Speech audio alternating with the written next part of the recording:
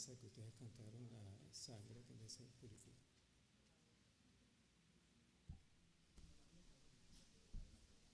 Gloria a Jesús, gracias al Señor porque nos permite estar acá en esta mañana, amén, reunidos.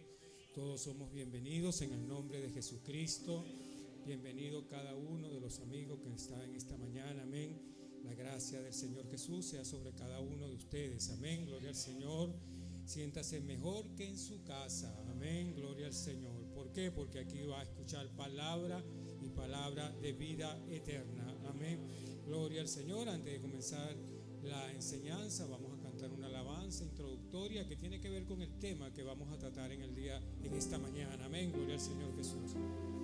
Gloria a Dios. Inmolado en el Calvario, Él mostró su amor por mí.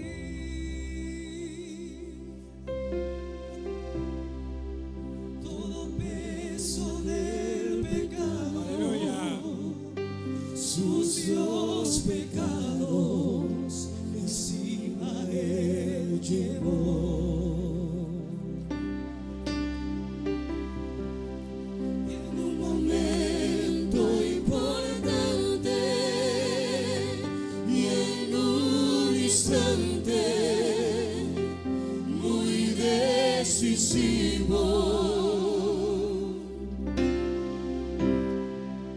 Fue por él, por mi amado Padre, quería mi salvar. Sangre que me da la paz,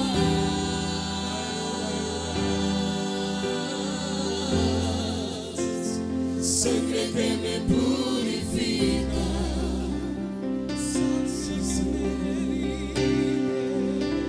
sangre que me redime, preciosa sangre, la sangre de Jesús.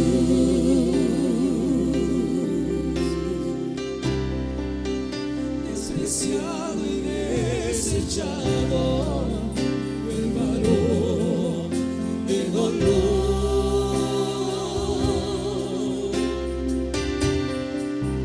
Él sufrió nuestras dolencias y fue herido por nuestra rebelión.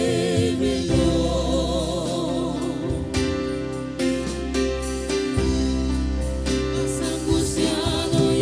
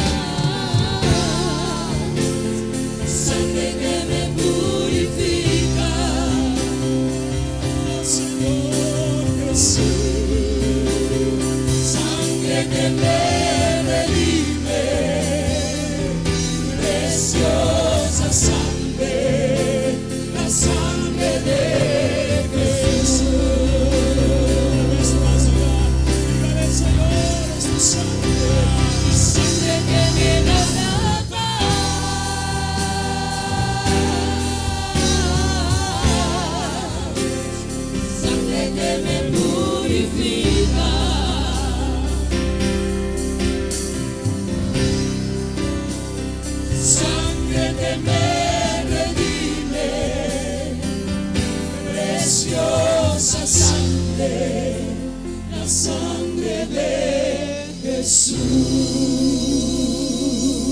Aleluya, aleluya, gloria a Dios. Gloria al Señor Jesús. Sangre preciosa, amén. Vamos a leer, hermano, aprovechando que están de pies, amigos, amén. Libro de Génesis, capítulo 3. Vamos a mirar allí dos versículos, el versículo 15 y el versículo 21. Génesis 3, verso 15 y verso 21, leemos en el nombre de Jesús. Y dice: y pondré enemistad entre ti y la mujer, y entre tu simiente y la simiente suya. Esta te herirá en la cabeza, y tú la herirás en el calcañar. Y el verso 21 dice: y Jehová Dios hizo al hombre y a su mujer túnica de pieles, y los vistió. Pueden tomar asiento, hermano. Gloria al Señor. Gracias, Señor, por tu palabra leída, y de esta palabra, Señor, habla primeramente a mi vida y habla la vida de cada hermano, porque solo tú eres Dios y santo y maravilloso. Habla la vida de cada persona que nos visita en esta hora, Señor, para que puedan entender y puedan comprender, Señor, este mensaje que es para la honra y gloria de tu nombre y para edificación de nuestras almas. Gloria al Señor Jesús. Bueno, terminamos de entonar una alabanza que da cuenta de el poder, no místico, sino el poder real de la sangre derramada en la cruz del Calvario. Amén, gloria al Señor. Yo, antes de empezar la enseñanza, hermano, quisiera leer acá. Este es un libro que es el comentario bíblico del expositor Marco de Walter Wurzer. Y este es un libro que me agrada bastante, lo he leído ya varias veces. Amén, gloria al Señor. Y me llama la atención que aquí hay un extracto que coloca este autor de un médico, es de una revista arbitrada realmente, es una revista arbitrada, son documentos académicos que se escriben para determinada comunidad y que tienen prestigio, ¿ok? Este artículo fue escrito en el año 1965 y de un equipo de médicos, amén, gloria al Señor Jesús, de una revista muy prestigiosa a nivel mundial, y ellos se hacen acá una aproximación de todo lo que sufrió humanamente el Señor Jesús. Yo voy a leer solamente un extracto para no tomar más tiempo, pero yo quiero que usted preste atención, amén, que la sangre que se derramó allá en la cruz del Calvario, amén, verdaderamente es esa preciosa sangre que hoy a usted y a mí y a todos los que quieran acercarse a Jesucristo, esa sangre tiene el poder, tiene la potestad, hermano, de poder perdonar pecados. Amén.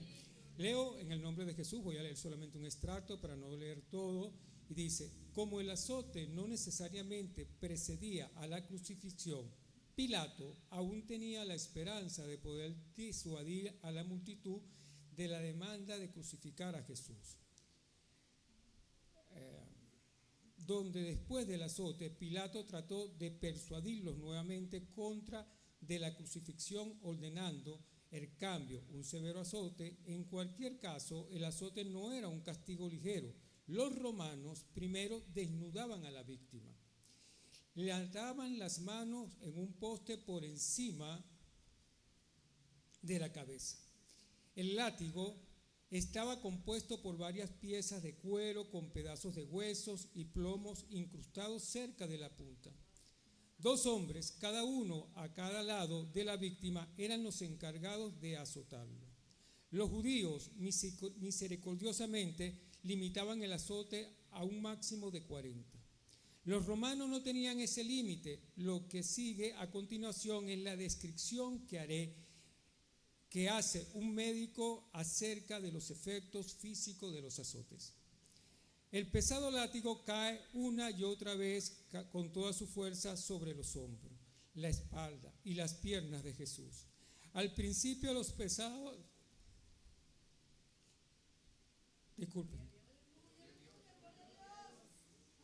las pasadas lonjas cortan solo el nivel de la piel. Luego, al continuar el azote, cortan más profundo los tejidos subcutáneos, produciendo al principio un sangrado lento en los vasos capilares y en la vena de la piel. Finalmente, aceleran el sangrado arterial de los vasos que se encuentran debajo de los músculos.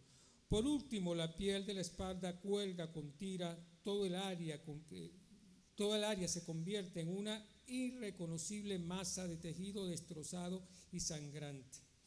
Esto es un artículo, como le dije, de una comunidad científica médica, una revista arbitrada, y él tiene por título, este artículo se puede conseguir en internet, se llama La crucifixión de Jesús, la pasión de Cristo desde el punto de vista médico. Arizona, revista número 22, de número 3, marzo de 1965, página 185. Este pequeño relato de acá, de este artículo, bueno, da cuenta, y por más que usted y yo queramos aproximarnos a ese sufrimiento por la cual el Señor Jesús pasó por usted y pasó por mí y por toda esta humanidad, hermano, no nos podemos aproximar mentalmente, amén, gloria al Señor Jesús. Simplemente aquí hemos leído, amén, el testimonio de una comunidad académica, pero que dan cuenta desde el punto de vista de la medicina los rigores que tenían que sufrir una persona cuando era flagelada y cuando era pues condenada a muerte por ese tipo de, digamos, de proceso tan cruento como era la crucifixión. La sangre, hermano, todos sabemos, es un elemento fundamental en nuestras vidas, amén. No hay ningún organismo, digamos, ningún tejido, al menos de los que dentro de la escala biológica llamados mamíferos, que nos correspondería a nosotros, que podamos vivir sin sangre, amén. Pues la sangre tiene una cantidad de propiedades que son fundamentales para la vida. Primero, que transportan la hemoglobina, uno de sus componentes. La sangre tiene varios componentes, pero hay 3 componentes importantes que son los eritrocitos, los linfocitos y los glóbulos rojos. Tiene otros componentes como los neutrófilos, eosinófilos y otras cosas más, pero no vamos a entrar en detalle, pues esto no es una clase de medicina. Yo simplemente lo que quiero es partir de aquí para enseñar el tema de esta mañana. Los glóbulos rojos son encargados de llevar el oxígeno, ¿ok?, a nuestro cuerpo. Por eso es que cuando una persona hace un paro cardiorrespiratorio y tiene más de 1 minuto en paro cardiorrespiratorio, se corre el riesgo, como dicen por allí, que no es el término correcto, pero es el que se conoce por allí de manera popular y es el que voy a usar acá, que tenga muerte cerebral. ¿Por qué? Porque el cerebro no puede estar más de 1 minuto sin oxígeno. ¿Por qué? Porque son una de las pocas células de nuestro cuerpo que no tienen renovación automática o no tienen regeneración, ¿ok? Usted se corta la piel y usted ve que va a ser una costra. ¿Por qué? Porque en la dermis sí hay regeneración de tejido. Usted empieza a ver que le va a salir un poquito de un líquido amarillento, ese líquido amarillento se llama plasma, ahí hay algunos elementos constitutivos que permiten aglutinar allí, hacen como una barrera, esa barrera es la que le va a formar a usted la costra y después que usted tenga esa costra, bueno, al pasado el tiempo usted se quita la costra, le va a quedar allí posiblemente una marca, una cicatriz, porque eso es parte de los elementos constitutivos de la sangre. También tenemos los leucocitos, bueno, que tienen la tarea de ser nuestros defensores. Cuando una persona se infecta por cualquier razón, bueno, ellos tienen el trabajo de ir allá, tienen unos elementos que se llaman macrófagos, van allá y se atacan la bacteria, el virus o el hongo que pudiera estar generando la situación, ¿ok? Y bueno, y tenemos también los eosinófilos que también tienen una función primordial, además de otros elementos que no voy a nombrar acá. Pero lo que quiero resaltar acá, hermano, que no existe ningún ser humano que pueda vivir sin sangre, porque la vida del ser humano estriba en la sangre. Y como la vida del ser humano estriba en la sangre, y queremos hablar hoy al tema la sangre de Jesucristo. Ese es el tema que nos convoca en esta mañana y que queremos, pues, un poco desarrollar. Bueno, leímos todo ese proceso tan bizarro por el cual tuvo que pasar nuestro Señor, amén. Sabemos que esa sangre desde el punto de vista físico fue derramado en el siglo I, en el año 33 del siglo I, amén, gloria al Señor Jesús. Esa sangre pues desde el punto de vista físico se derramó allí, pero sabemos que esa sangre hoy en día tiene pertinencia y tiene potencia en el nombre de Jesús. Amén. Gloria al Señor Jesús. Y eso es una de las cosas, hermanos, que a nosotros nos permite pues tener confianza quién es nuestro Dios. Amén. Sabemos que Dios no puede morir porque Dios es Dios. Amén. Pero para que Él pudiera tener la tarea de redimirnos, tuvo que tomar forma humana. Lo leímos acá, amén. Vuelvo y lo reitero, en Génesis capítulo 3, leo nuevamente el verso 5. Amén, gloria al Señor Jesús. Dice, 15, perdón, dice la palabra: y pondré enemistad entre ti y la mujer. Esto es una promesa que le está haciendo, una profecía que le está haciendo el Señor a nuestros primeros padres, digamos, Adán pues y a Eva. Dice, y entre tu simiente, no dice tu simiente, y la simiente suya. Nuestra simiente es Jesucristo. Amén. Esta te herirá en la cabeza y tú la herirás en el calcañar. Bueno, desde el punto de vista médico, una herida en el calcañar, es decir, en el talón, no es una cosa que inicialmente pueda comprometerle la vida. Pero una herida en la cabeza, dependiendo de cuál es tan grave la herida, eso sí compromete la vida. ¿Y por qué compromete la vida? Bueno, porque una herida en la cabeza, de la cabeza, aunque hay una bóveda que cubre una masa allí, que es el cerebro, pero de la cabeza al cerebro, el paso hacia el cerebro es mínimo y bueno, una persona con una herida no tratada en la cabeza puede hacer por ejemplo, un cuadro de meningitis, ¿ok? Puede ser bacteriana, en este caso podría ser bacteriana en el caso de que sea una herida en cabeza, ¿ok? No viral, porque una meningitis viral tiene otro tipo de funcionamiento, pero una herida en la cabeza puede conducir a una meningitis bacteriana, y cuando esas meninges pues se inflaman, como tienen acá esta bóveda, el cerebro se inflama, no hay forma que el cerebro pueda expandirse porque está presionado por la cabeza, y bueno, la persona se deteriora muy rápido, los centros respiratorios se deterioran, tiene que ser asistido por ventilación mecánica, tiene que ir a una unidad de cuidado intensivo y tiene que colocarle un aparato para que pueda respirar asistido por ese aparato. Es decir, la herida en la cabeza es una herida que suele ser mortal, aunque aquí en la palabra de Dios es algo metafórico, porque es muy difícil que una persona con una herida en el talón pueda morir, pero una herida en la cabeza, si no es tratada, puede complicarse, y las complicaciones son muy, pero muy rápidas. Amén, gloria al Señor. Y el verso 21 dice acá la palabra del Señor Jesús: y Jehová hizo al hombre y a su mujer túnica de pieles y los vistió. Cuando la palabra del Señor nos dice acá que hizo túnica de pieles, aquí se sobrepone o se supone que hubo un sacrificio. El sacrificio acá no está de una manera explícita, pero para un lector acucioso que va mirando el contexto de lo que se está diciendo, ha de comprender que hubo un sacrificio. El primer sacrificio lo hizo Dios.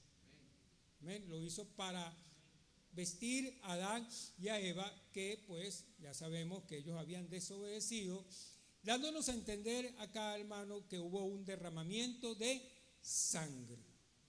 Eso debemos comprenderlo, lo que somos lectores de la palabra de Dios. Y a los amigos que nos visitan, quiero decirle que el primer sacrificio en derramamiento de sangre lo hizo el Señor allá en el huerto del Edén. Amén, gloria al Señor. Ahora yo voy a leer, es un poquito largo, pero es imprescindible que yo lo lea, Hebreos capítulo 9, amén, para luego ir hablando de lo que quiero decir en esta mañana. Hebreos capítulo 9.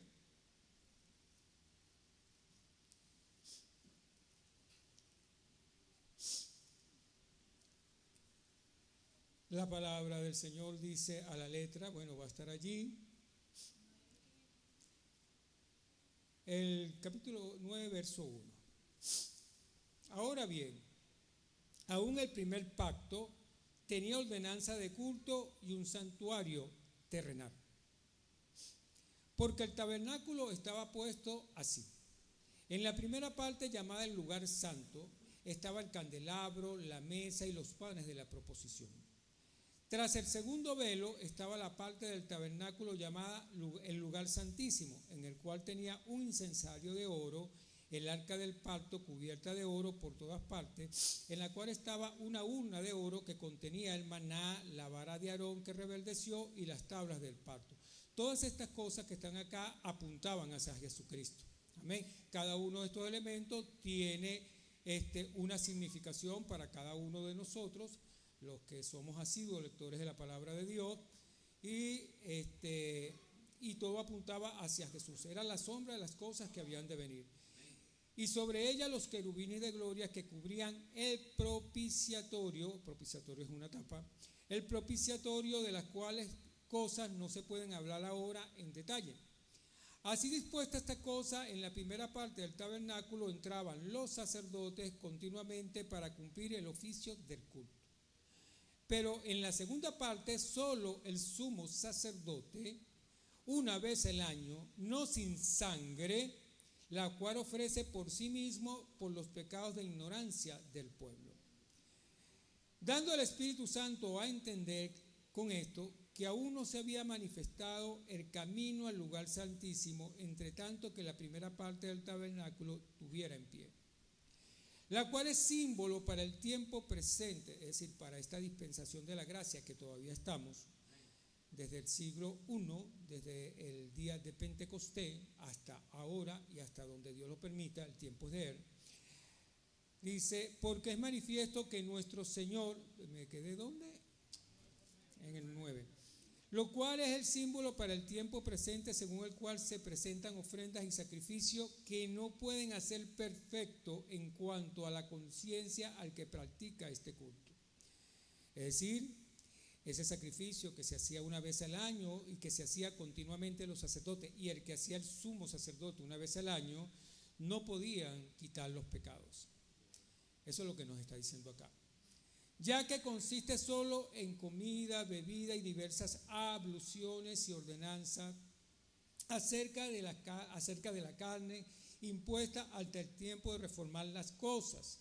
Pero estando ya presente Cristo, sumo sacerdote de los bienes venideros, fíjense que esto está todavía en futuro, de los bienes venideros,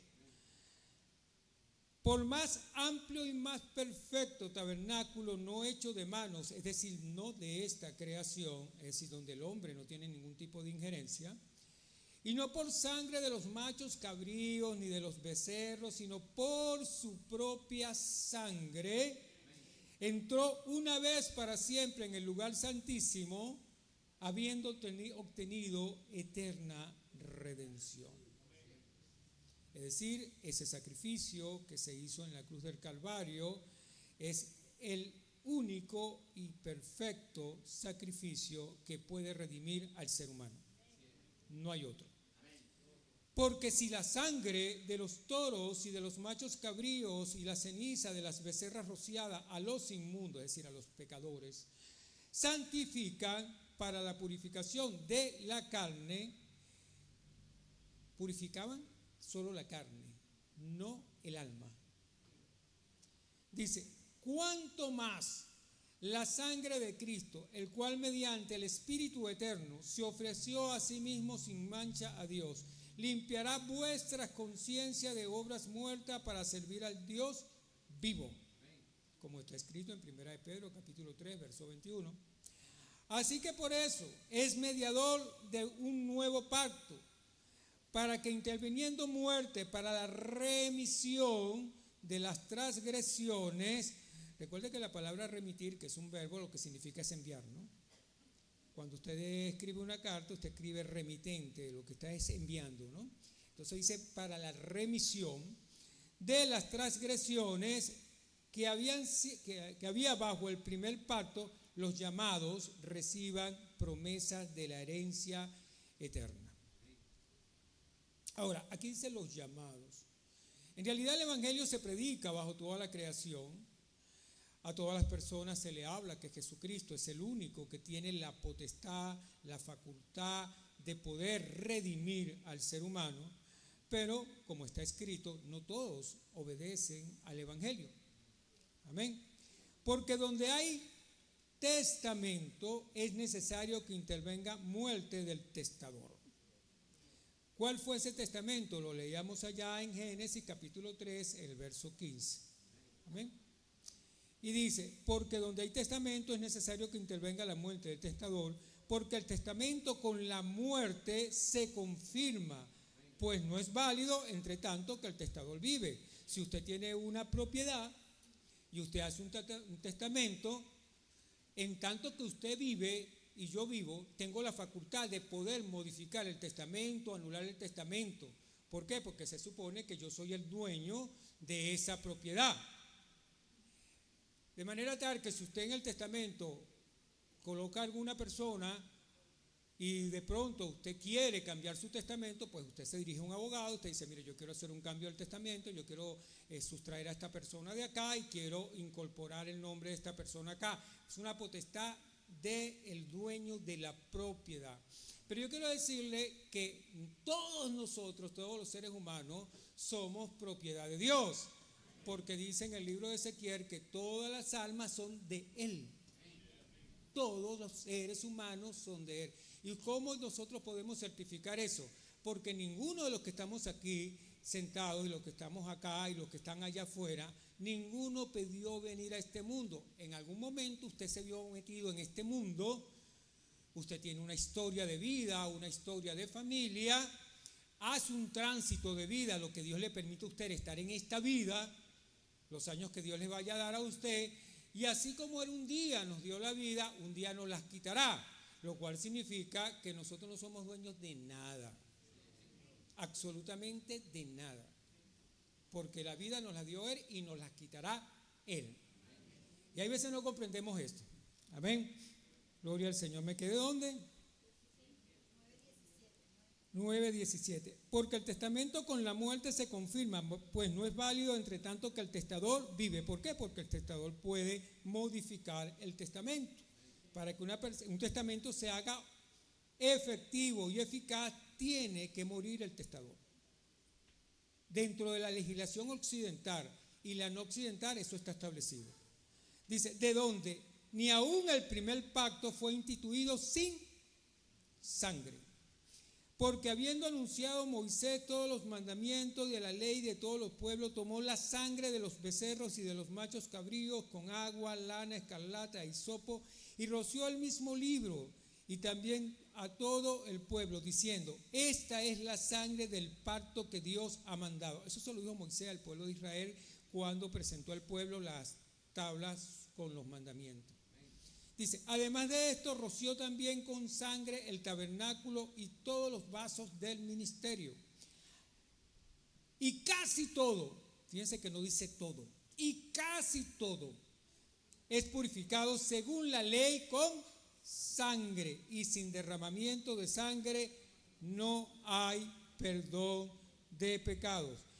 Y en el verso 26 dice acá, de otra manera le hubiera sido necesario padecer muchas veces, está hablando de Cristo, desde el principio del mundo, pero ahora en la consumación de los siglos. Aquí siglo no tiene que ver como nosotros se nos mete en la cabeza que son 100 años. Aquí siglo tiene que ver en función de la dispensación de la gracia, que es el tiempo que Dios ha establecido para tratar con el hombre. Dios trata con la humanidad a través de pactos. Eso se conoce como dispensación. Nos encontramos en la dispensación de la gracia o la dispensación del Espíritu Santo, también se les llama, amén, que es el tiempo que Dios estableció para tratar desde el día de Pentecostés hasta el día de hoy y hasta el día que Él lo tenga previsto para tratar con la humanidad, para que las personas puedan acceder a la presencia de Dios por la predicación del Evangelio. Aquí siglo no tiene nada que ver con 100 años, ¿ok? Dice la consumación de los siglos, es decir, la consumación en tanto y en cuanto esta dispensación esté vigente. Y dice el 26 estaba, ¿no? Pero ahora en la consumación de los siglos se presentó una vez para siempre por el sacrificio de sí mismo para quitar de en medio el pecado. Esa sangre que se derramó en la cruz del Calvario tiene el poder de quitar los pecados. Los pecados. Y como todos somos pecadores, pues todos necesitamos de Dios. Porque ninguno de los que estamos acá estamos habilitados para salvarnos a nosotros mismos. Necesitamos un Salvador. Y ese Salvador se llama Jesucristo. Y no predicamos a otro Salvador fuera de Él. De la manera que está establecido para los hombres que mueran una sola vez. ¿Y qué dice después? Y después de esto el juicio.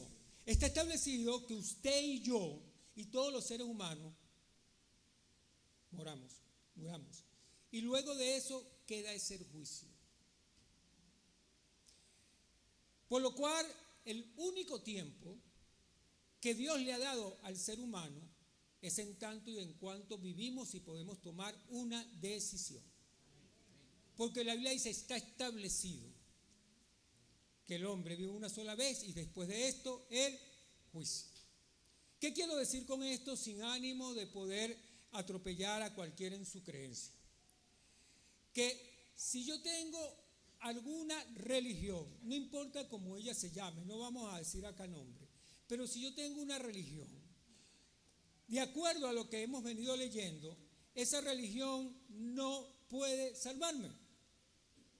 Y no me puede salvar porque si dentro de esa religión, pero el Evangelio no es religión, pero para hacerme comprender, si dentro del Evangelio, o si yo predico el Evangelio, y la figura fundamental y representativa de ese mensaje no es Jesucristo como Redentor, eso no tiene significación.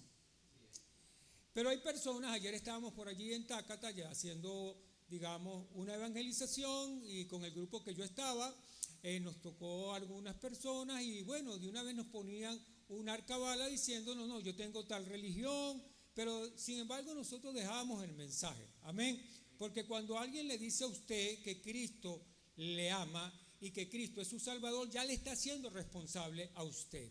Ahora, ¿para qué una persona va a un juicio? Vamos a ponerlos en términos humanos. En términos humanos voy a hablar en este caso un momentito de la legislación venezolana. Yo no soy abogado, aquí soy abogado. Si cometo algún desafuero me corrigen. Pero en Venezuela el imperio acusatorio no lo tiene el juez, lo tiene la fiscalía. El fiscal es el que tiene la potestad de imputar delitos. Una vez que el fiscal imputa delitos, se abre un expediente. Ese expediente el fiscal tiene que presentarlo ante un juez. El juez valora los requerimientos del fiscal. Dependiendo de lo que esté en ese expediente, bueno, el juez en su administrando justicia en nombre de la República, bueno, lo absolverá a usted o lo condenará. O sea, usted va a un juicio o la persona va a un juicio y en un juicio usted puede salir culpable o puede salir inocente. Bueno, si eso pasa en términos terrenales, podemos usted y yo pensar que en lo que corresponde a Dios, Él no hará juicio. Podemos ser tan inocentes y tan incautos pensar que Dios no nos llamará a juicio. Eso es para nada más para la reflexión. ¿Ok? Sigo. ¿Me quedé dónde?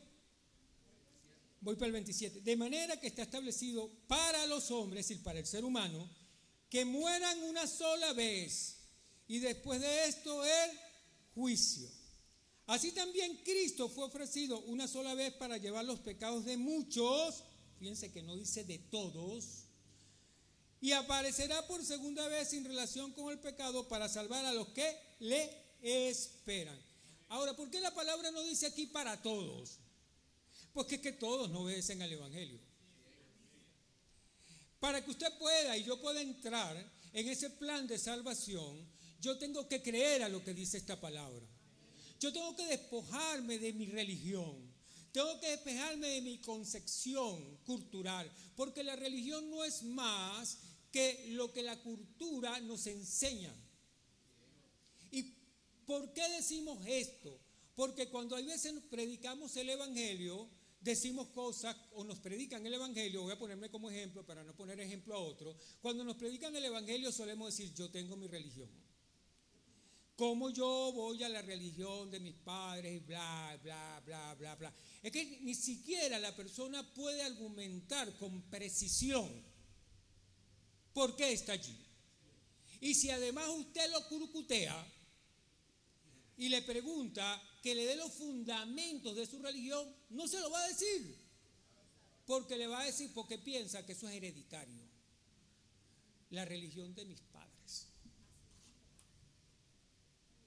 Y yo me muero así, porque yo nací así, y yo ahí anduve así, y mi abuelita y mi abuelito y toda mi generación murió así.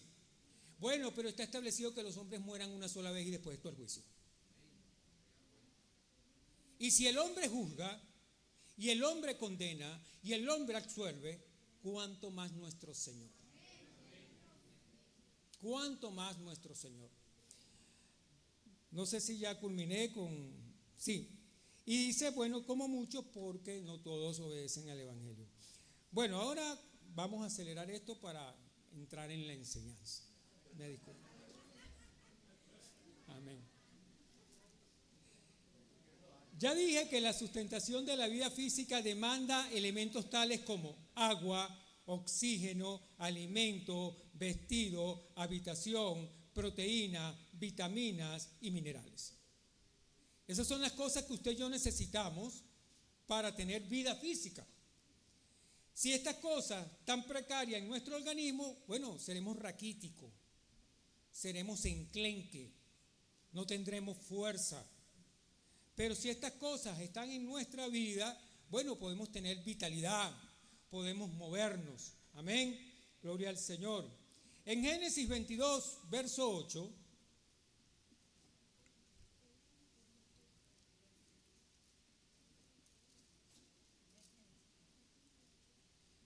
dice la palabra de Dios,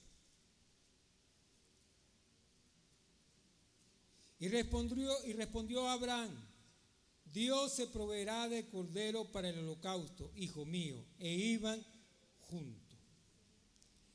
Abraham, el Señor le había dado una orden. Abraham no tenía hijos, se había casado con Sara. Abraham engendró a los 100 años de edad. Eso para nosotros en estos tiempos es imposible, ¿verdad? Imposible. Porque bueno, el número, como aquí todos somos adultos, puedo hablar con cierta propiedad y sin caer en el espacio de vulgaridad. Los seres humanos, las mujeres tienen un número determinado de óvulos y cuando esos óvulos ya los agota todo, entra en una primera fase que se llama climaterio. Pasada esa primera fase llamada climaterio, que es aproximadamente a los 55 años, luego pasa a otra fase superior donde ya se le desaparece lo que nosotros vulgarmente llamamos regla, pero médicamente se llama periodo, ¿ok? Se llama periodo porque eso es cada 26, 27 o 28 años, según cada quien tiene su ciclo, por eso es que se llama periodo, porque es algo repetitivo. Pero cuando se le agotan todos los óvulos y aquellos, cuando a la mujer le viene el periodo, fueron esos óvulos que no fueron fecundados, al no ser fecundados tienen que caer. Pero llega un momento que ellos se acaban. Y entonces usted ve a las mujeres conversando, diciendo, no, ya yo no tengo regla. Y entonces le empiezan unos calorones y parece que se están quemando. Y tienen que ir a comprar hormonas sustitutivas para que más o menos mantenerse. Así nos pasa a los hombres. Tenemos un número limitado de espermatozoides. Ese número limitado de espermatozoides, bueno, se agotan. Y se agotan pues porque todo dentro de nuestro cuerpo está diseñado, perfectamente diseñado, para que nosotros hagamos un proceso desde la niñez, la preadolescencia, lo que llamamos pubertad, luego pasamos a la edad adulta, ahora llaman la tercera edad y todo este tipo de cosas, hasta que llega un momento que ya usted no puede engendrar. Aunque usted oye cuentos por allí que no, él tenía 80 años y engendró. Mire. Revísese, ¿ok? Revísese, porque hay un proceso biológico natural y eso ni lo cambia usted ni lo cambio yo. Pero ¿por qué él engendró a los 100 años? Bueno, porque la expectativa de vida para esa generación superaba ese tiempo. El hombre que más vivió, y está registrado en la Biblia, fue Matusalén y vivió 969 años. Pero después de 969 años murió. Por eso es que ese dicho por ahí, tú eres más viejo que Matusalén. Y tiene razón, porque vivió 969 años. Y el Señor le había ofrecido a Abraham un hijo. Y el tiempo pasaba y Sara no quedaba embarazada. Como todas las cosas tienen que ser en el tiempo de Dios y no en mi tiempo, lo que pasa es que nosotros a veces nos queremos convertir en ayudantes de Dios. Mire, Dios no necesita que usted le ayude ni que yo le ayude. Yo lo que necesito es que Él me ayude. Y usted necesita que Él le ayude. Entonces, Dios nos prueba nuestra obediencia. Y le pidió a Abraham que su único hijo, que era el heredero, fuera sacrificado. Y Abraham no entró en conflicto con Dios, obedeció y fue a sacrificar su hijo. Cuando estaba a punto de sacrificar el hijo, porque Abraham comprendió que Dios es el dador de la vida. Él da la vida y quita la vida. Amén. Cuando ya lo iba a sacrificar, el Señor le dijo: detén tu mano. Y dice la palabra que cuando él volteó, miró allí a un cordero, y eso fue el sustituto para el sacrificio. Eso es lo que dice la palabra, para no entrar en tantos detalles técnicos, pero es lo que dice la palabra. Juan 1:29. Estoy hablando ahora de la sangre de Jesucristo, que no es cosa menor. Sin Calvario no hay salvación. Eso es algo que tenemos que tener presente. Sin Calvario no hay redención, sin Calvario no hay salvación. Aunque los seres humanos pueden poner su mirada en otros, nosotros, la Iglesia del Nombre, hemos comprendido por revelación que el único, absolutamente el único que nos puede salvar se llama Jesucristo. Fuera de Jesucristo, absolutamente ningún ser humano es salvo. Absolutamente ningún ser humano es salvo. Y voy más allá. Si nuestra salvación fuera después que usted y yo morimos, y como el muerto nada sabe, le harán ahí honores, usted se desgarrará la vestidura gritando, llorando, pero ese no se inmuta, porque la Biblia dice que el muerto nada sabe, pero dice que el vivo sabe una sola cosa, que se va a morir. Eso lo dice la Biblia. El vivo sabe una sola cosa, que va a morir. Eso está escrito en el libro de Eclesiastés, si mi memoria no me falla. Ahora bien, si nuestra salvación fuera después que usted y yo morimos, porque quedan unos vivos, porque el día que usted y yo mueran van a quedar vivos, y estos vivos van a hacer letanía para que usted vaya a la presencia de Dios. Yo le pregunto, ¿qué sentido tiene el Calvario? ¿Qué sentido tiene la muerte de Jesucristo y la resurrección? ¿Eso tiene sentido? Esto es para que usted reflexione. Si de verdad mi salvación es después que yo muera, porque hay unos vivos que van a interceder por mí para que yo vaya a la presencia de Dios, bueno, yo, hermano Álvaro, vamos a quitar toda esta silla y nos vamos para allá afuera y hacemos lo que queramos. Pero la palabra no dice eso. La palabra me dice, está escrito que los hombres mueran una sola vez y después de esto el juicio. Aunque es verdad que hay hombres que nacen una vez y mueren dos veces. También es verdad que hay hombres que nacen dos veces y mueren una vez. Y también es verdad que hay hombres que nacen una vez y nunca mueren. Eso es cierto. Y yo le voy a decir por qué.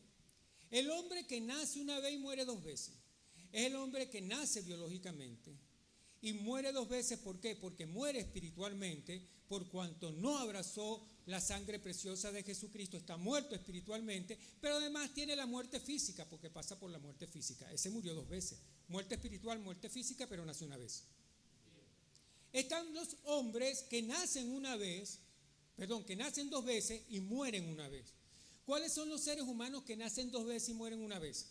aquellos que nacen biológicamente, pero también nacen espiritualmente porque vienen a Jesucristo, entonces están vivos para con Dios, pero la muerte física los alcanza. Y están los hombres que nacen una vez y nunca mueren. Son aquellos que nacieron una vez físicamente, pero la muerte no los toca. Caso de Noé, caso de Elías y caso de cuando venga Jesucristo a levantar su iglesia, dice que los muertos en Cristo resucitarán primero. Dice, luego, todos aquellos que hayamos quedado, dice Pablo, seremos arrebatados juntamente en las nubes sin preceder a los que durmieron en Cristo para recibir al Señor en el aire. Así que todo ser humano está bajo esa situación. O naces dos veces y mueres una vez, o naces una vez y nunca mueres, o naces, o mueres dos veces y naces una sola vez.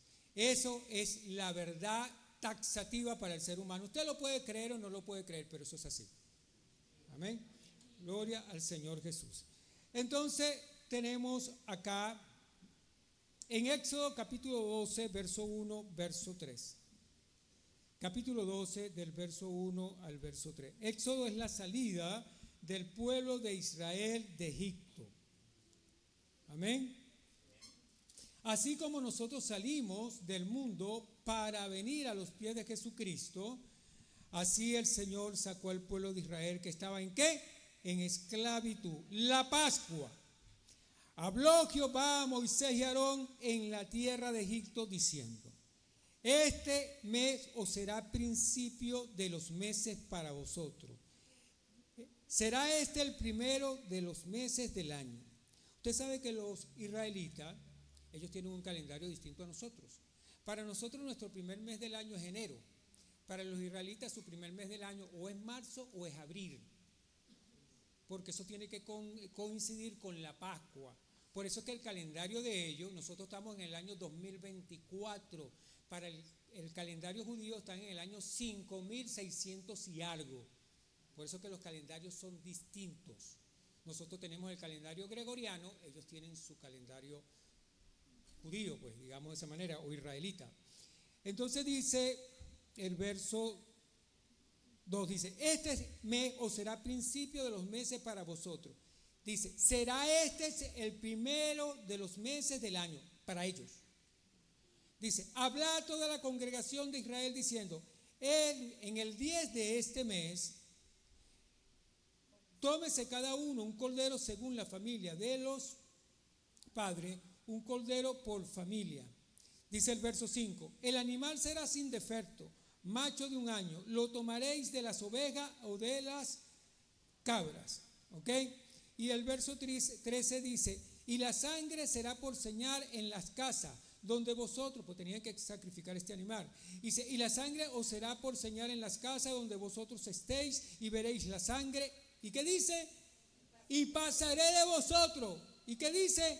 Y no habrá en vosotros plaga de mortalidad cuando hiera a la tierra de Egipto. El ángel de la muerte pasaba, miraba el dintel de la casa, allá había sangre, señal de sangre. Él pasaba de largo, donde no encontraba la sangre, todos allí morían. Mírense la potencia de la sangre, que aún está vigente. Y tan así es que el Señor tuvo que sacrificar animales para cubrir a Adán y Eva. Por eso dice que sin derramamiento de sangre no hay remisión de pecados. No lo hay. Mire, yo puedo ser muy altruista, puedo tener el título de benefactor, puedo andar haciendo bienes a diestra y a siniestra, pero si la sangre de Cristo no está en mí, yo no soy salvo. No lo soy, porque nadie es salvo por obras. Hay una religión que usted conoce que hace muchas obras. Bueno, si la salvación fuera por obra, todas ellas serían salvas, porque lo único que se le ve es la carita. Ajá. No es por obra, es por la sangre derramada en la cruz. El cántico dice, sangre que me da la paz, sangre que me redime, preciosa sangre, la sangre de Jesús. No es cualquier sangre, la de Jesús. Es Jesús nuestro Salvador. Amén. Así que no hay otro como Él. Gloria al Señor. Lucas capítulo 22, verso 7. El tema de la sangre de Jesús no se agota con los versículos que yo estoy leyendo acá, pero como no puedo o no podemos tomar todos los versículos, porque si usted estudia esto, me imagino que en un instituto bíblico, no sé, serán 5 o 6 meses solamente estudiando este tema, pero Lucas capítulo 22, verso 7, leemos en el nombre de Jesús, seguramente ya está en pantalla, pero yo soy más lento. 22, capítulo 7, llegó el día de los panes sin levadura, en la cual era necesario, ¿qué dice? Sacrificar un cordero de la Pascua. No era una opción. Llegó el día de los panes. Los judíos celebraban 7 fiestas, 7. Y la fiesta de la Pascua era una fiesta trascendente porque ellos recordaban y conmemoraban allí la salida de Egipto. Y tenían que sacrificar un cordero perfecto, sin mancha, para simbolizar un sacrificio superlativo que vendría después en el año 33, que es el sacrificio de Jesucristo. Por eso Juan el Bautista dice, he aquí el Cordero de Dios que quita el pecado del mundo. Es decir, si el hombre ofreció cordero, Dios ofreció cordero, porque Juan dice, he aquí el Cordero de Dios que quita el pecado del mundo, para que se cumpla lo que está escrito, que sin derramamiento de sangre no hay perdón de pecado. Y estaban estos reunidos y dice, llegó el día de los panes sin levadura. La levadura en la Biblia es tipología de pecado, porque la levadura fermenta. Dice, llegó los días de los panes sin levadura, el cual era necesario, fíjense, era necesario, imprescindible, sacrificar el cordero de la Pascua. El verso 15 al verso 20 dice, leí primero el 7, ¿no? Del verso 15 al verso 20 dice, y le dijo el Señor, cuánto he deseado comer con vosotros esta Pascua antes que padezca. Porque os digo que no la comeré más hasta que se cumpla en el reino de Dios. Y habiendo tomado la copa, dio gracias y dijo, toma esto y repartidlo entre vosotros. Porque os digo que no beberé más el fruto de la vid hasta que el reino de Dios venga.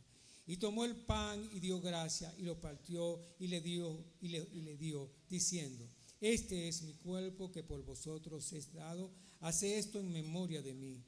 De igual manera, después que hubo cenado, tomó la copa diciendo, esta es la copa de el nuevo pacto en mi sangre, dice él, no en la sangre del cordero, en mi sangre, amén, que por vosotros se derrama.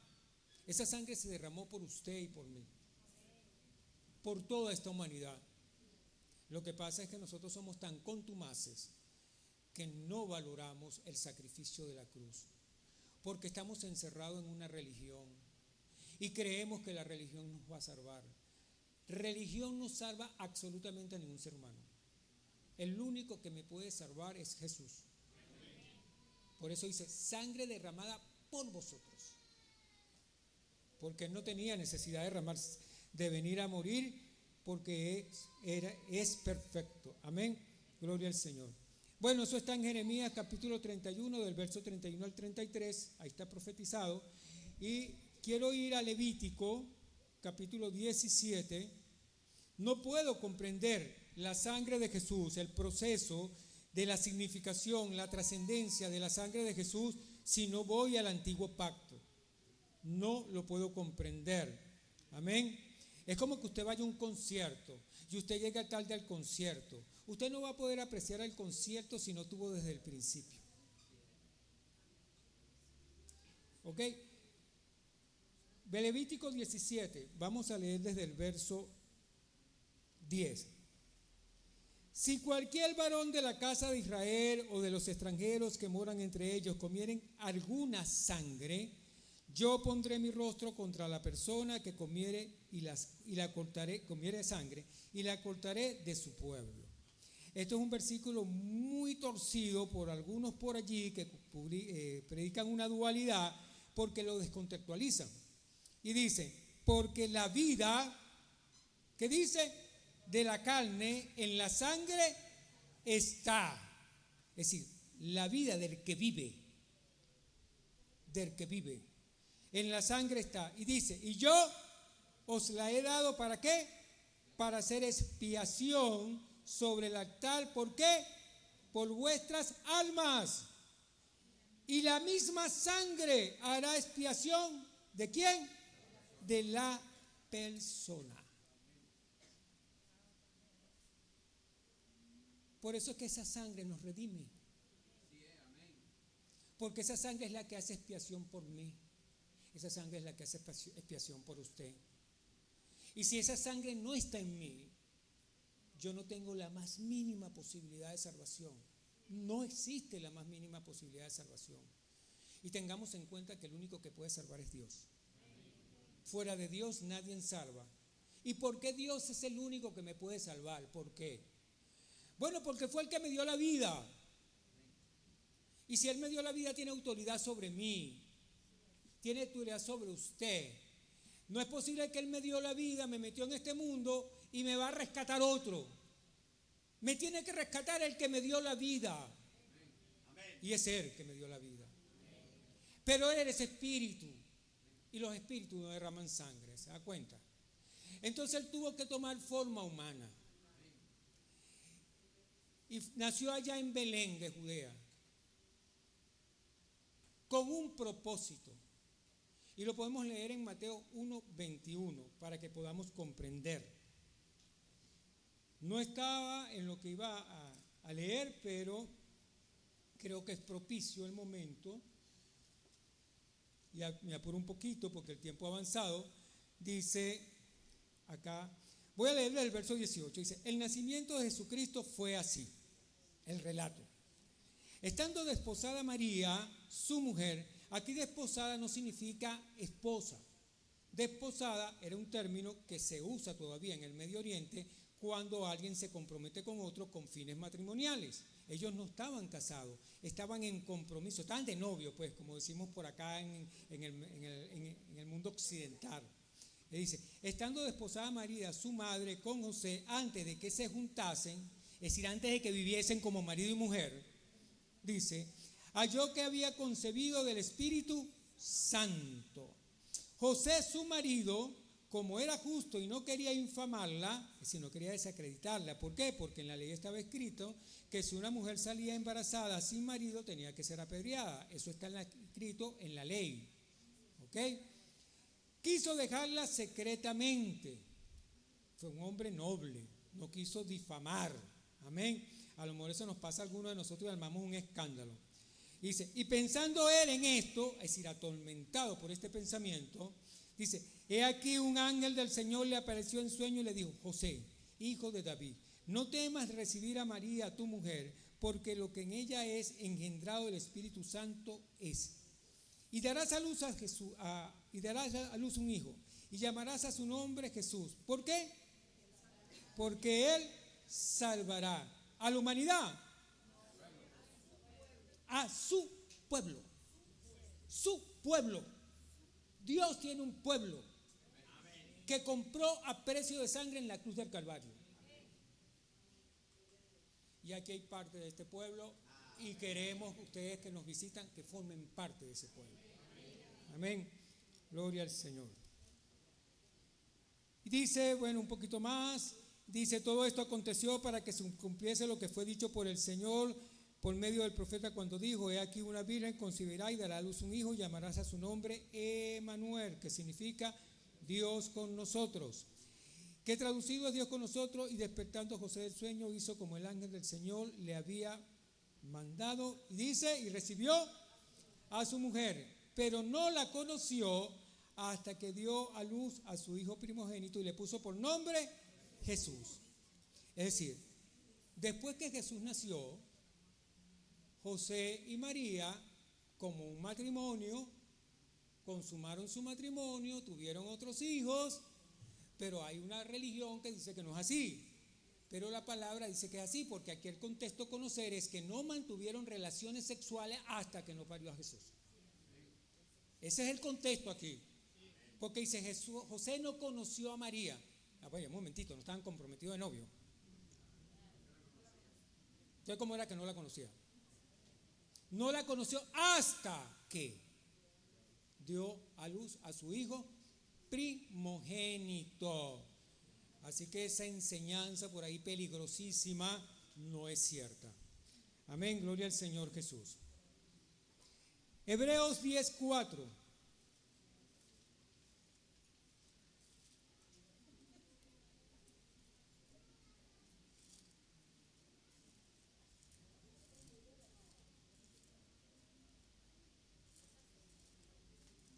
Eh, 10:4. Sí.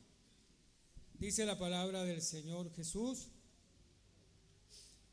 Dice, vamos a leer el verso 1.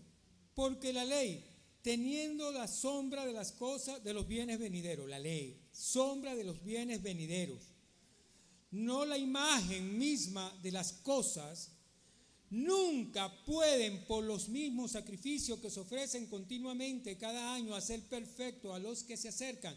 Por eso que en el Antiguo Testamento la sangre solo cubría los pecados, pero no los podía quitar. Y por eso es que el sumo sacerdote tenía que ir año tras año, año tras año, año tras año a ofrecer sacrificio por sí mismo y por el pueblo. Porque en el antiguo pacto la sangre de los becerros y de los machos cabríos solo cubrían el pecado, no lo quitaban. Por eso dice la sombra de las cosas venideras. Por eso que cuando leemos la palabra tenemos que tener entendimiento para comprender qué es lo que nos dice la palabra. Dice, pero estando presente ya Cristo, creo que, no, ahí no es. ¿Me quedé dónde? 10:4. Porque la sangre de los toros y de los machos cabríos no pueden quitar los pecados. ¿Qué quiere decir eso? No podían perdonar pecados. No podían quitar los pecados, solo cubrían los pecados. Dice, es algo así como que cuando usted está por ahí y se ensucia todo y entonces usted va y se baña, pero luego se vuelve a ensuciar. Entonces te tienen que bañar todos los días. El baño de ayer me sirvió para ayer, pero hoy tengo que echarme otro. Y mañana me tengo que echar otro. ¿Por qué? Porque no me puede quitar el sudor permanentemente un baño. Dice, por lo cual entrando en el mundo, dice, sacrificio y ofrenda no quisiste, mas me preparaste cuerpo, hablando de Jesús. Dice, holocausto y expresiones por el pecado no te agradaron. Entonces dije, he aquí vengo, oh Dios, para hacer tu voluntad, como en el rollo del libro escrito está de mí. Amén. Y dice el verso 10, en esta voluntad somos santificados mediante la ofrenda del cuerpo de Jesucristo, hecho una vez y para siempre. Ese sacrificio fue una vez y para siempre. Dice el verso 10 y el verso 11 ahí mismo, dice, en esta voluntad somos santificados mediante la ofrenda del cuerpo de Jesucristo, hecho una sola vez para siempre, y ciertamente todo sacerdote está día tras día ministrando y ofreciendo muchas veces los mismos sacrificios que dice que nunca pueden quitar los pecados. Amén. La sangre de Cristo nos redime. Efesios 1:7. Denme 15 minutitos más y terminamos, por favor. La sangre de Cristo nos redime. Efesios 1:7.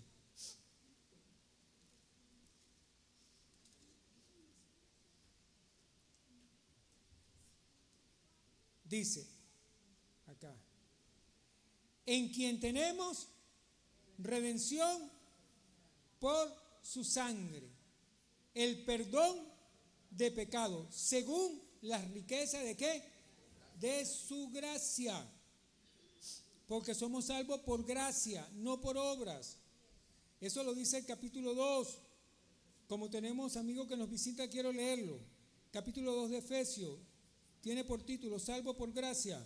Dice, y Él, Jesucristo, os dio vida a vosotros cuando estabais muertos en vuestros delitos y pecados. Nótese que es Jesucristo el que da vida. No es mi santo que tengo en la cartera o que tengo allá en mi casa. No, Jesucristo, Él es el que nos dio vida y nos da vida. Es Él. Él os dio vida a vosotros cuando estabais, ¿qué? Muertos en vuestros delitos y pecados, en los cuales anduvisteis en otros tiempos siguiendo la corriente de este mundo conforme al príncipe de la potestad del aire. Se lo presento, se llama Satanás. Dice, conforme al príncipe de la potestad del aire, el espíritu que ahora opera en los hijos de ¿qué? De desobediencia. No me hace falta el evangelio, eso es para los borrachitos, eso es para los que yo conozco un señor que agarraba y hacía esto y ahora y que evangélico. Bueno, yo quiero decirle que a ese le resplandeció la luz de Cristo. Porque Jesús dijo en una oportunidad, yo no vengo a buscar sanos, sino a enfermos. Y todos teníamos la lepra del pecado encima. Por eso necesitamos el Salvador. Y dice luego acá, entre los cuales también todos nosotros vivimos en otro tiempo en la deseo de nuestra carne, haciendo la voluntad de la carne y de los pensamientos. ¿Y qué dice? Y éramos por naturaleza, hijo de ¿qué? De ira, lo mismo que los demás. Pero el verso 8 dice, porque por gracia sois salvos por medio de la fe, y esto no es de vosotros, pues es don de Dios. No por obras, para que nadie se gloríe. Se da cuenta que nadie es salvo porque es bueno. Eso nos lo han metido acá. Yo soy bueno, yo le hago el bien al que yo puedo, yo no tengo problema, yo vivo bien con mi vecino. Qué bueno, tienes que ser así, porque si no el vecino te va a denunciar y te va a decir que tú eres un acosador. Pero eso no te va a salvar. Solo salva la sangre de Jesús. No hay otra forma. Bueno, me voy a tener que saltar un poco de versículos acá porque el tiempo ha avanzado. Amén. Pero Romanos capítulo 3.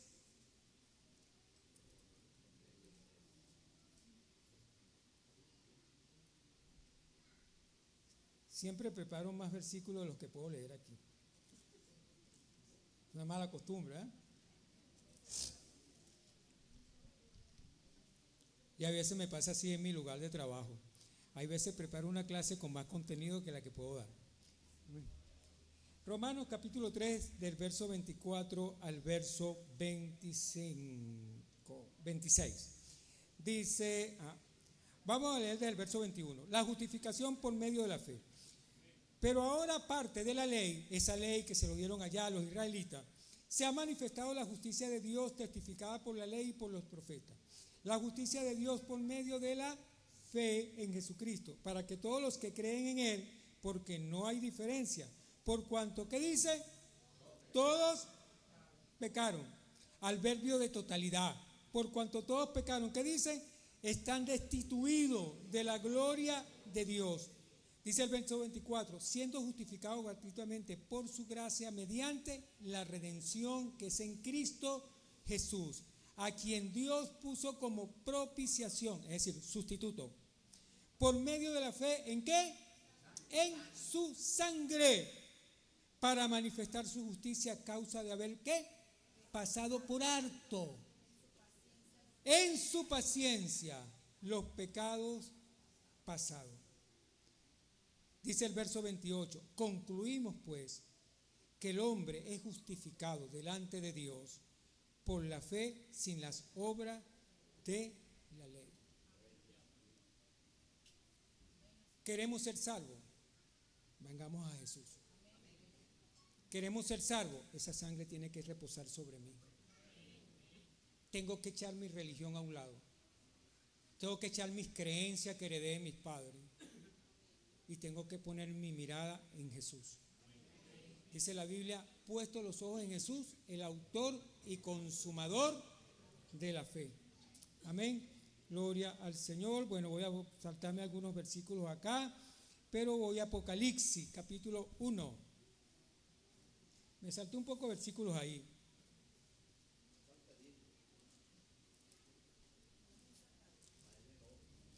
Porque yo tengo ganas de comer torta, entonces quiero terminar rápido. Apocalipsis capítulo 1, versos 5 al 6. Amén. Dice la palabra del Señor Jesús y de Jesucristo, el testigo fiel, el primogénito de los muertos y el soberano de los reyes de la tierra, el que nos amó. Fíjense que esta oración está en términos pasivos. ¿Ok? Cuando una oración está en forma pasiva es porque actúa sobre un tercero. Eso es una cuestión gramatical. Pero aquí dice el que nos amó. ¿Y por qué? Yo ahora digo porque esto es un continuo presente también, porque nos ama. ¿Ok? ¿Y por qué nos amó? Porque antes de la fundación del mundo ya Él tenía previsto el sacrificio de redención. Por eso dice que nos amó. Y por eso es que la oración está en forma pasiva y no está en forma activa. Y dice acá, y de Jesucristo, el testigo fiel, el primogénito de los muertos, y el soberano de los reyes de la tierra, que nos amó y que dice, y nos lavó nuestros pecados, ¿con qué? Con su sangre. Se da cuenta que los pecados no pueden ser perdonados por religión, ni porque yo crea en el santo Tar y en el santo Pascual. Jesús, Jesús, Jesús, Jesús, Jesús. Eres el Salvador. Quedaron un poco de versículos, no los voy a leer porque se me fue el tiempo. Termina el hermano concluyendo. Gloria a Dios.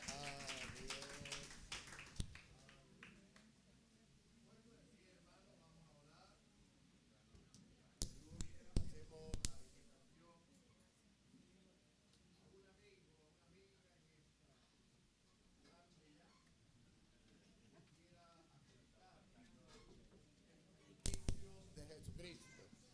Aleluya. Un amigo o una amiga. Le hacemos la invitación para orar por él, por ella, creyendo que Jesús tiene misericordia todavía de las almas. Él todavía anda buscando lo que se había perdido. ¿Y qué era lo que se había perdido? El hombre. Estaba muerto en delitos y pecados. Hoy es el día de salvación. Mañana usted no lo sabe. Digo, me decía la hermana Raiza, ¿está por aquí la hermana Raiza? ¿Sí? Ah, no vino. Me comentaba la hermana Raiza sobre una señora que vive al frente de su casa. Ella estaba recibiendo la palabra de Dios y siempre decía, no, después yo me bautizo, Y la sorprendió la muerte. Porque es que la muerte llega cuando menos lo espera. Por eso el Señor nos llama a estar preparados. No a prepararnos, sino a estar preparados. Y una de las cosas para estar preparados es arrepintiéndonos de nuestros pecados, bautizándonos en el nombre de Jesús para perdón de los pecados. El Señor le hace un llamado a usted, amigo, amiga, porque hoy es el día de salvación. Vamos a orar para darle gracias, Señor Jesús. Señor Jesús, damos gracias, Señor, por su palabra. Gracias, Señor, por su misericordia. Gracias, Señor, porque nos ama. Gracias, Jesús, porque todavía estamos en este camino, Señor. Oh Dios de gloria, cada día danos fuerzas. Cada día, Señor, anímanos para continuar en el camino de la salvación, Señor. Oh Jesús, mira a aquellos, Señor, que todavía no han llegado. Dale la oportunidad, Señor, de salvación, como la diste a nosotros también, Señor. En ti, Señor, creemos, Señor, que tú puedes hacer el milagro, que tú puedes hacer la obra en ellos, poniendo un corazón diferente, un corazón distinto, Señor, un pensamiento diferente también, Señor. Oh Jesús, le damos gracias. Gracias, Jesús. Aleluya. Cantemos una alabanza mientras usted medita, si usted quiere pasar. Aleluya. Pero vamos a cantar una alabanza al Señor Jesús. Con su sangre nos ha redimido para nuestro Dios.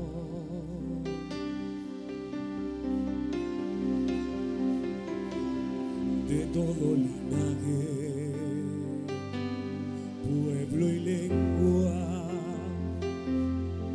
y nación,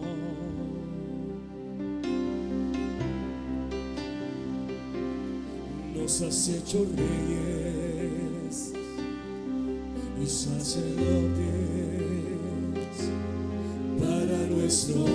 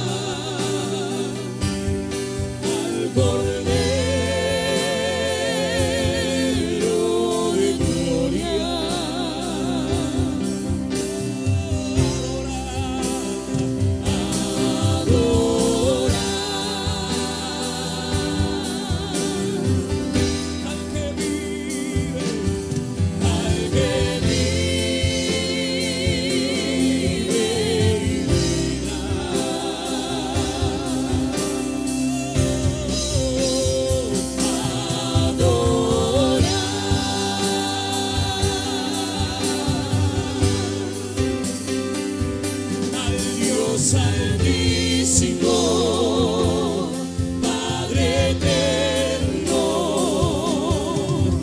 Cordero de Dios.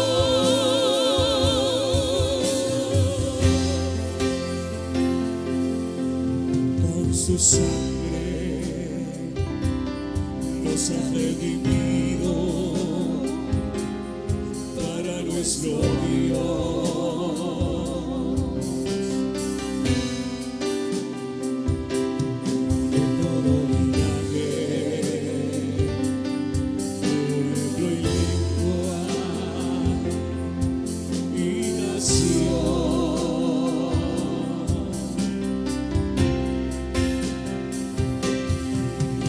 Hecho reyes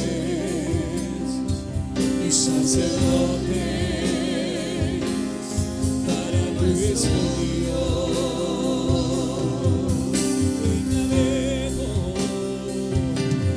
Reinaremos sobre la tierra. Gloria al Cordero de Dios.